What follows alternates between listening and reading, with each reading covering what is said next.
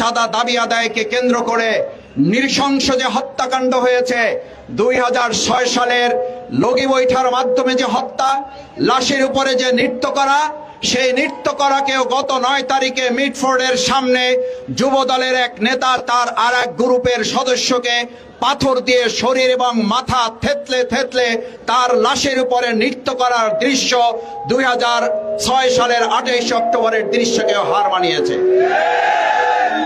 আপনি যে দলেরই সমর্থক হন, আপনার বিবেকের কাছে কোশ্চেন রাখবো, আপনি মিটফোর্ড এবং সলিমুল্লাহ মেডিকেলের সামনে হত্যাকাণ্ডের দৃশ্যটা 1 সেকেন্ড, 2 সেকেন্ড, 3 সেকেন্ড দেখার পর 5 সেকেন্ড আপনি ওটা দেখতে পারবেন না। ওটা একবার দেখার পর আপনি স্বাভাবিক থাকতে পারবেন না। এই হত্যাকাণ্ড যারা ঘটাচ্ছে, এরকম বাংলাদেশের জন্য 2024-এর জুলাই আগস্টের গণ অভ্যুত্থান হয় নাই।